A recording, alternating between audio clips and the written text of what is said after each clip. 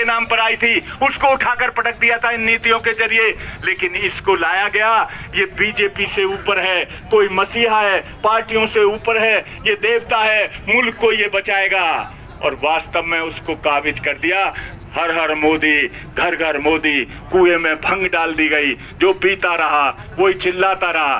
कारण है, अभी भाई साहब बता रहे थे हमारे नौजवान, उन्होंने सही कहा, ये मीडिया मामूली बात नहीं है।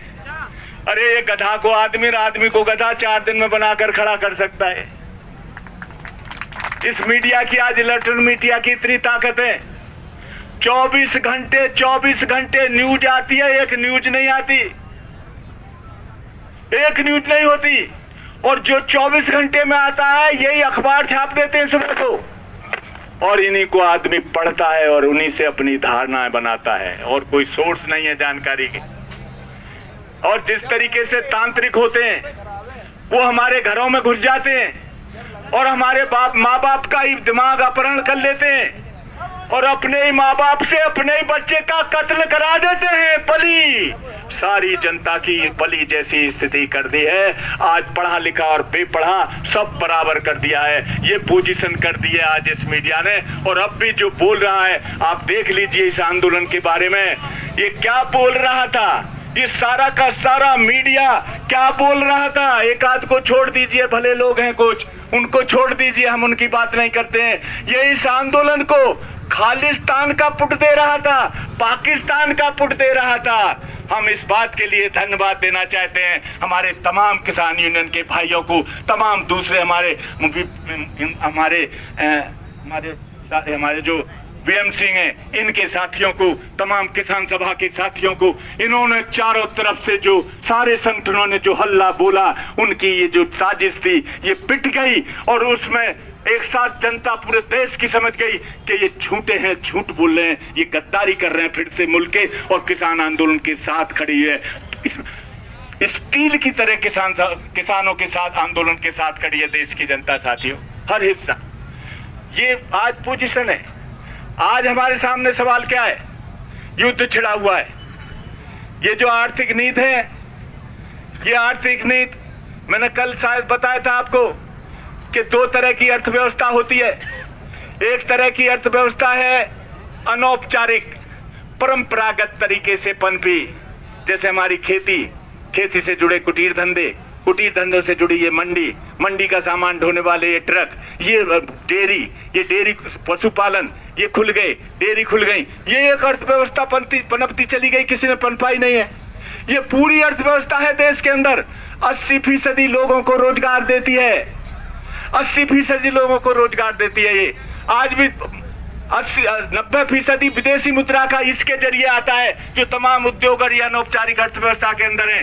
तो ये सारी माफ करेंगे, अकेली यही सरकार नहीं, इससे पहली सरकारें भी वो क्या कहती रही, विदेशी पूंजी आमंत्रण, सब विदेशी पूंजी का आमंत्रण कर रहे हैं। उन्हें पता है अगर ये विदेशी पूंजी जो ज्वारी पूंजी हो गई है, अब जो शेयर मार्केट में जुआ खेलती है, वो अगर बटन दबाते भाग गई यहाँ से, तो यहाँ तबाही मच जाएगी। इसलिए जो आएगा, सावधानी बढ़ती है, मेरी बात पर गौर करिए, जो आएगा वो इसको तोड़ पाएगा।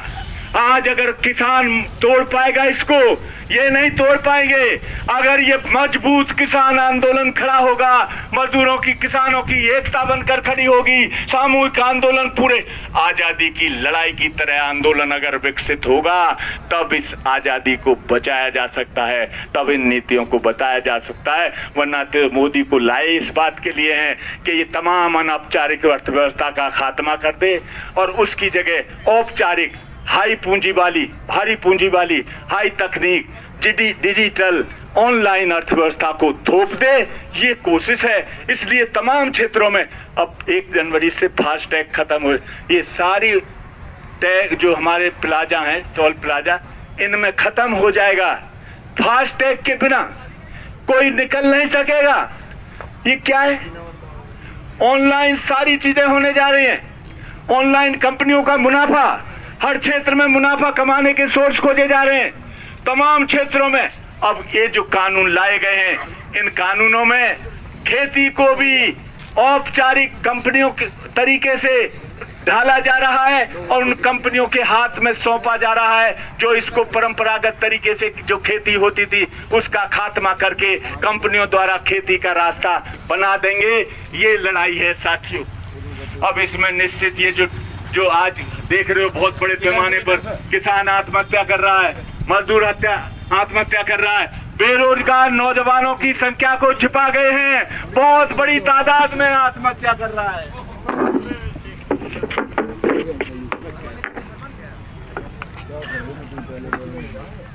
बहुत बड़ी तादाद में आत्महत्या हो रही है साथी। ये हमारे बच्चे हैं, कहीं रोजगार नहीं मिलता, और अगर रोजगार मिलेगा तो परमानेंट नहीं होगा, परमानेंट नहीं होगा, इतवार की छुट्टी नहीं होगी, इतवार की छुट्टी नहीं होगी।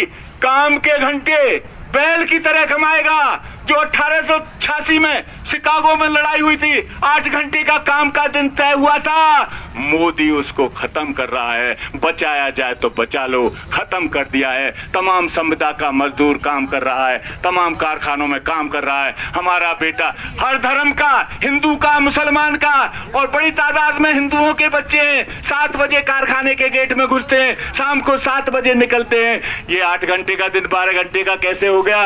बड़े बड़े देवताओं को जिताया हमने यहाँ, बड़े बड़े जयकारे बोले हैं, बड़े फलाने तू कैसा हो, फलाने देश कैसा हो, देश का नेता कैसा हो, फलाने तेरे जैसा हो, फलाने तू आगे बढ़, हम तेरे साथ हैं। इनको किया और काम के घंटे बढ़कर 8 से 12 हो गए। ये हमें समझना पड़ेगा। इसलिए आज हमारे सामने बड़ा सवाल है। ये युद्ध छिड़ा हुआ है। तमाम जिन्हें देसी भाषा में बोला जाता है हराम खाऊ ताकतें एक साइड में बड़े बड़े इजारेदार पूंजीपति अडानी अंबानी को तो देश ही सौंप दिया है। एक साइड में इनके बल पर कमाने वाले, एक साइड में वो एक तरफ इन नीतियों के समर्थक बनकर खड़े हुए हैं, और दूसरी तरफ ये युद्ध छिड़ा हुआ है जो सड़कों पर आ रहा है। ये युद्ध छिड़ चुका है। आज ये किसान लड़ रहे, 26 को मजदूर लड़े, तमाम इलाकों में इस तरीके की तमाम क्षेत्रों में लड़ाई हो रही है साथियों। इस देश की जनता को करना पड़ेगा कि अपने साथ है, अपनी औलादों के साथ है, अपने खेत के साथ है, अपने देश के साथ है, या इनके साथ है जो विदेशी कंपनियों के लिए जगह बना रहे हैं और जो यहाँ इनका ध्यान बटाने के लिए हमारे भाईचारे को खत्म कर रहे हैं। फिर से वही साजिश कर रहे हैं। कहीं ऐसा ना हो ये देश फिर खतरे में पड़ जाए, क्योंकि ये 80% हिंदुओं के दिमाग में जहर भोने में कामयाब हो गए हैं साथियों। इस मीडिया के जरिए ये खतरनाक चीज है। इसको तो ये आंदोलन ही तोड़ सकता है। आज इसको वोट करने वाले लोग, आज इसका समर्थन करने वाले लोग सब मैदान में आ गए और कह रहे हैं ये तो हत्यारे हैं, ये तो हमारा खात्मा कर देंगे, हमारी खेती को खत्म कर देंगे। इस लड़ाई ने, आपकी लड़ाई ने देश को दिशा दे दी है। मुझे उम्मीद है दीवार की तरह, फौलाद की दीवार की तरह पुख्ता ये आंदोलन खड़ा रहेगा और जीत हासिल करेगा। बहुत बहुत धन्यवाद।